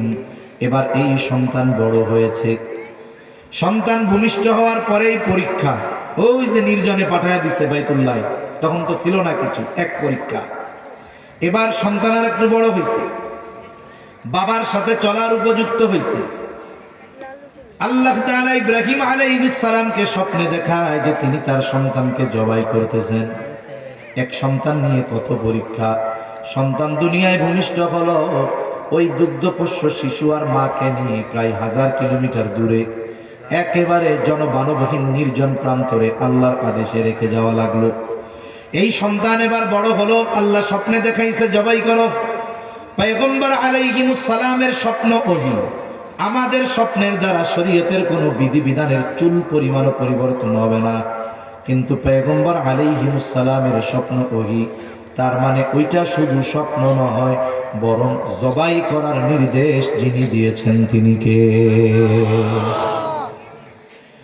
অনেকে আমরা মনে করি পরীক্ষা এখানে একটা, বলে না না, পরীক্ষা তো আরো বেশি। আল্লাহ পরীক্ষা নেন ইব্রাহিম আলাইহিস সালামের, আর ইব্রাহিম আলাইহিস সালাম পরীক্ষা নেয় ছেলের। আল্লাহ আদেশ করছে, এবার তিনি এই স্বপ্নের কথা সন্তানকে এসে বলেন, ইয়া বুনাইয়া ইন্নী আরা ফিল মানামি আন্নী আযবাহুকা ফানজুর মাযা তারা। হে আমার বৎস, আমি স্বপ্নে দেখেছি যে আমি তোমারে জবাই করতেছি, তুমি তার কি কও? তোমার মতামতটা কি? বলেন তো, আল্লাহ যদি কোনো বিষয়ের আদেশ করেন, ওই আদেশ বাস্তবায়ন করার জন্য কারো মনোভাব যাচাই বাছাইয়ের প্রয়োজন আছে নাকি? আজান হইছে, নামাজ পড়ার নির্দেশ কার? মানে আমি যদি আব্দুর রহমান ভাইরে জিজ্ঞাসা করি, ও ভাই নামাজ পড়তে জানো? হ্যাঁ, উনি যদি আমার কয় ভাই যাওয়ার দরকার নেই, তাহলে আমি না গেলে হবে? কি বলেন? জোরে বলেন, হবে? আল্লাহ আদেশ করছে, উনি যা বলে বলুক, যা করে করুক, আমাকে যেতেই হবে মসজিদে, আমাকে নামাজ পড়তেই হবে। তাই ইব্রাহিম আলাইহিস সালাম ছেলেরে বলে ফানজুর মাযা তারা, স্বপ্নে তো দেখলাম তোমারে জবাই করতেছি। ছেলেও জানে নির্দেশ আল্লাহ, তা তুমি তার কি কও? এমনটা নয়, ছেলে যদি বলতো যে আব্বু আল্লাহ আমারে দিছে আপনার 86 বছর বয়সে, আপনি একটু এইটা বাদ দিয়ে আল্লাহর কাছে আর একটা কন্যা, যে জবাই টবাই দরকার নাই, আল্লাহ অন্য একটা আদেশ দেন। এটা সন্তান যদি বলতো, কথার কথা যদি বলতো, তাহলে ইব্রাহিম আলাইহিস সালাম জবাই টবাই করার চেষ্টা করতেন না? করতেন? করতেন? করতেন না? আল্লাহ কইছে জবাই করতে, বাপ ছেলে কইতেছে করার দরকার নাই, তাহলে উনি আল্লাহর আদেশ বাদ দিয়া পোলার কথা শুনতেন? জোরে বলেন, শুনতেন না? সন্তানও তো হালিম, বলছে কে? ইব্রাহিম আলাইহিস সালাম হয়তো চিন্তা করছে যে জবাই তো করেই দিবেন, দেখি সন্তান কেমন সহনশীল আল্লাহর আদেশ মান্য করার ক্ষেত্রে। ছেলেরে বলতেছে ফানদুর মাদা তারা, তুমি কি বলো? আল্লাহ তো বলছে ও খলিল, আপনাকে যেই সন্তান দিয়েছি সে হলো হালিম। সন্তানও জবাব দেয় ইয়া আবাতি ফাআল মা তুমার সাতাজিদুনি ইনশাআল্লাহু মিনাস সাবিরিন। সন্তান বলে আমার পিতা, আল্লাহ আপনাকে যা আদেশ করেছেন আপনি ওইটাই করেন। কোনো রাগ ডাক নাই, কোনো কথার ঘোরানো নাই। সন্তানকে বাবা বলতেছে স্বপ্নে দেখছি, আল্লাহ স্বপ্নে দেখাইছে, আদেশ দিছে জবাই করতে, তুমি কি বলো? ছেলে বলে আল্লাহ যা করছে আব্বা আপনি এটা করেন। ইব্রাহিম আলাইহিস সালাম ছুরি নিবেন, সন্তান ছুরির নিচে আল্লাহর আদেশ মান্য করবেন, কিন্তু পিতা অন্তরে ব্যথা, চোখে পানি থাকবে কি থাকবে না? সন্তানের জন্য মায়া করা এটা খারাপ তো না। আমার আপনার নবীজিও সন্তানের ইন্তেকালে কান্না করেছেন, চোখ বেয়ে বেয়ে পানি পড়েছে নবীজির। সন্তান বলতেছে ও আমার পিতা, আল্লাহ যা আদেশ করেছে আপনি এটা করেন। কেমন যেন উল্টা বাবারে সান্ত্বনা দিয়া বলে বাবা আপনি পেরেশানি হয়েন না, সাতাজিদুনি ইনশাআল্লাহু মিনাস সাবিরিন। আপনি আমাকে ইনশাআল্লাহ ধৈর্যশীলদের অন্তর্ভুক্ত পাবেন। আল্লাহ আপনার যা আদেশ করছে আপনি সেটাই করেন। সুবহান। একটু চিন্তা করেন তো, সন্তান বয়স কত, বাবার সাথে চলার উপযুক্ত, ধরেন 7, 8, 9, বালেগ হয় নাই এখন। এই সন্তানকে বাপ বলতেছে স্বপ্নে দেখছি আল্লাহর নির্দেশ জবাই করতে হবে। সন্তান একেবারে হাসি খুশি মনে বাবার ছুরির তলে চলে গেছে। আমাদের পরিস্থিতি কি? শহরে বিশেষ করে এই অভিযোগ অনেক। এমনও ব্যক্তি আমার কাছে বলছে তার সন্তান এত অবাধ্য, আমারে বলে কোনো তদবির টদবির পারে না, না এইসব আমি পারি না।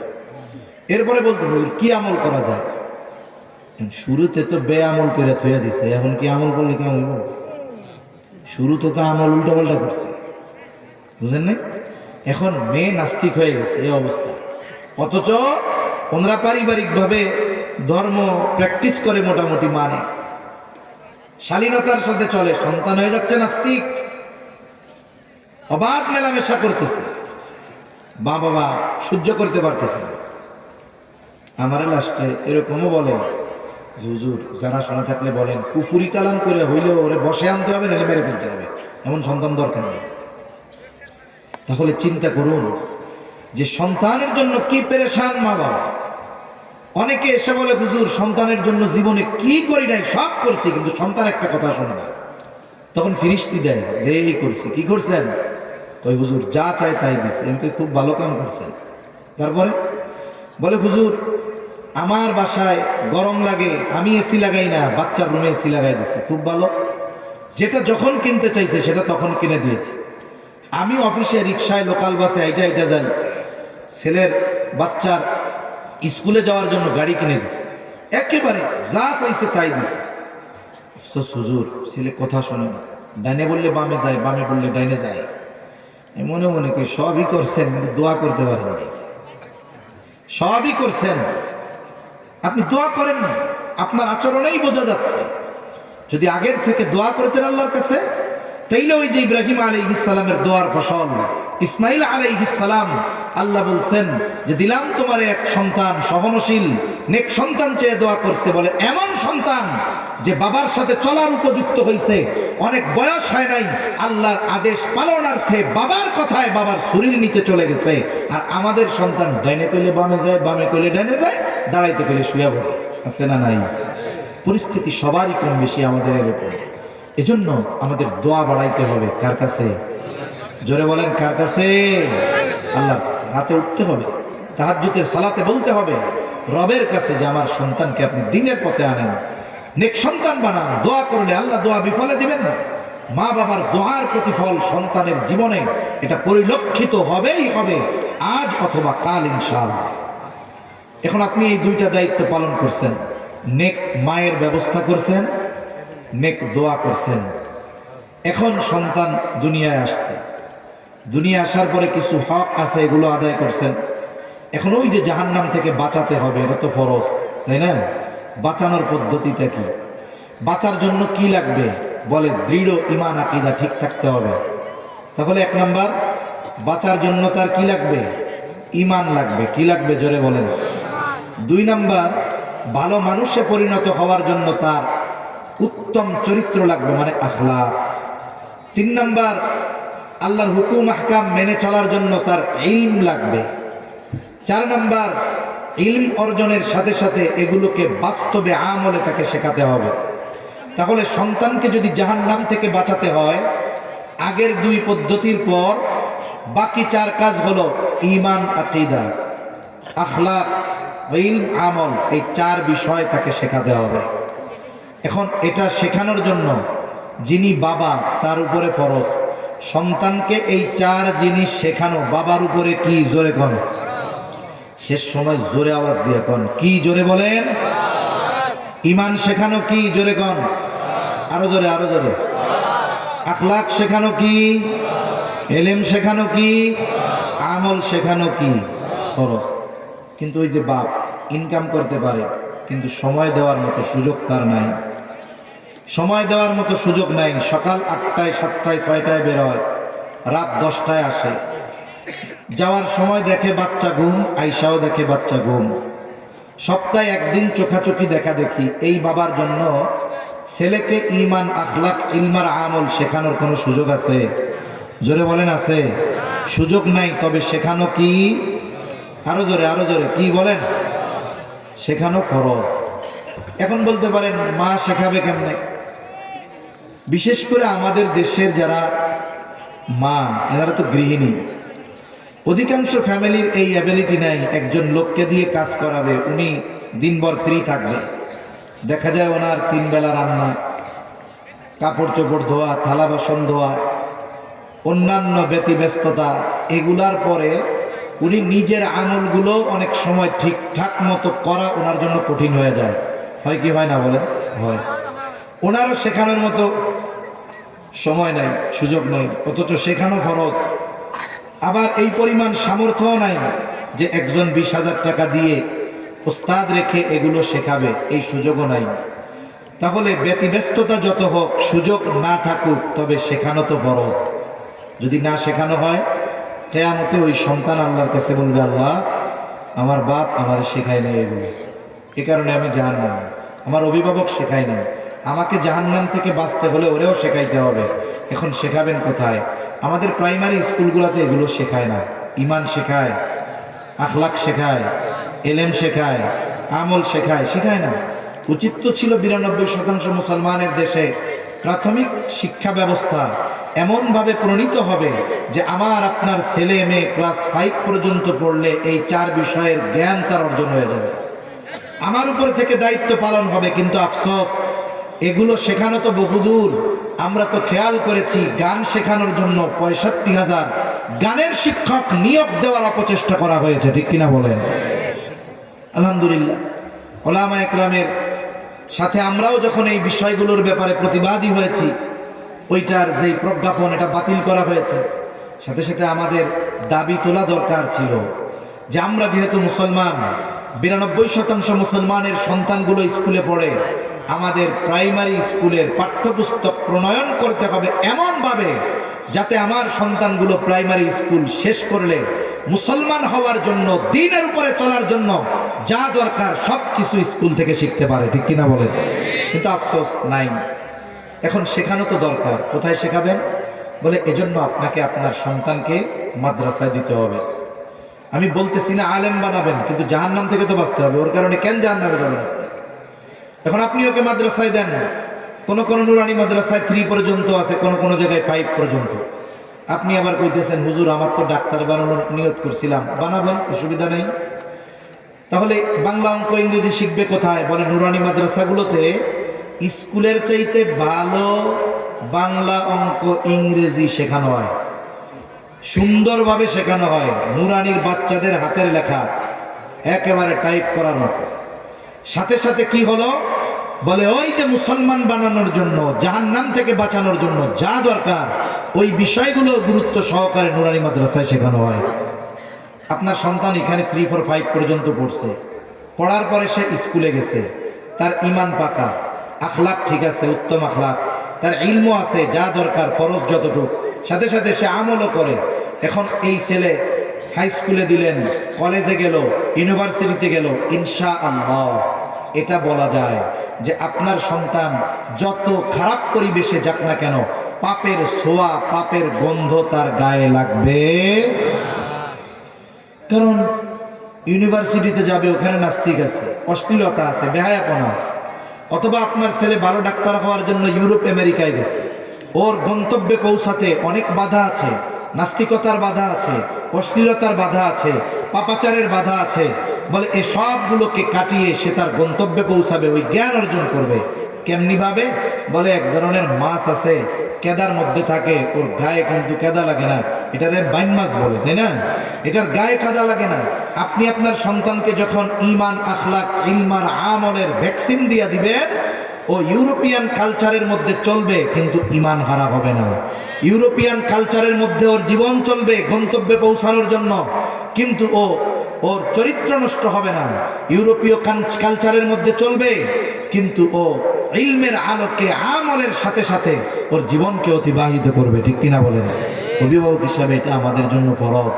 এই জন্য বলতেছি, অনেক যুবক ভাই আছেন, অনেকে আছেন সন্তান আছে, এখন ডিসেম্বর মাস চলতেছে, অনেকের চিন্তা যে বাচ্চাটার 5 বছর হয়েছে, কোথায় দেওয়া যায়, কোথায় ভালো স্কুল আছে, কোন স্কুলে দিলে ভালো হবে, ইংরেজিতে পটপট করে কথা বলা শিখবে। আল্লাহর হস্তে বলি, ওগুলো সব শেখাইতে পারবেন, কিন্তু আপনি যদি এই বিষয়গুলো না শেখান তাহলে দুনিয়া আখেরাতে উভয় জগতেই ধরা পড়ে যাওয়ার সম্ভাবনা আছে না নাই? এজন্য আমি অনুরোধ করব, আপনাদের যাদের সন্তান আছে অথবা যাদের আত্মীয় স্বজনের এই বয়সের সন্তান আছে, আপনারা আগে মাদ্রাসায় দেন, ওইখানে 4-5 বছর পড়ুক, প্রাইমারির শেখাটা ওখানে শিখবে, এরপরে আপনি তাকে জেনারেল লাইনে দেন। এতে কি হবে? সন্তান হয়তো আলেম হবে না, বড় বুজুর্গ হবে না, কিন্তু মুসলমান হওয়ার জন্য যা দরকার তার অর্জিত হবে। সবচাইতে বড় কথা, কিয়ামতের দিন নবীজি বলছেন জবাবদিহিতার কাঠগড়ায় দাঁড়াতে হবে, এই জবাবদিহিতা থেকে বাঁচা যাবে। কিয়ামতে যদি কাউকে কোনো বিষয়ের জন্য জিজ্ঞাসাবাদ করা হয়, জবাব দেওয়ার কোনো উপায় থাকবে না। আর যদি ওই সন্তানটারে আপনি চিন্তা করেন যে যা আল্লাহ যা করে দিলাম, আলেম হোক, তাহলে তো ভালোর উপরে ভালো, ওই দুনিয়া আখেরাতে ওই সন্তানের জন্য ওই অভিভাবক সম্মানিত হবে। এজন্য ডিসেম্বর মাস, জানুয়ারি আসতেছে, সবার চিন্তা এটা, যে সমস্ত বাচ্চারা আছে, আমি অনুরোধ করে বলবো, যদি ক্লাস 1-এ স্কুলেও দিয়ে থাকেন, এরপরেও আপনি মাদ্রাসায় না দেন, তাহলে বাচ্চাগুলো এই বিষয়গুলো শিখবে। আমাদের দায়িত্ব পালন হবে, জাহান্নাম থেকে বাঁচানোর রাস্তা আমরা তাদের চিনিয়ে দিতে পারবো, আখেরাতে তাদের কারণে লাঞ্ছিত হওয়া লাগবে না।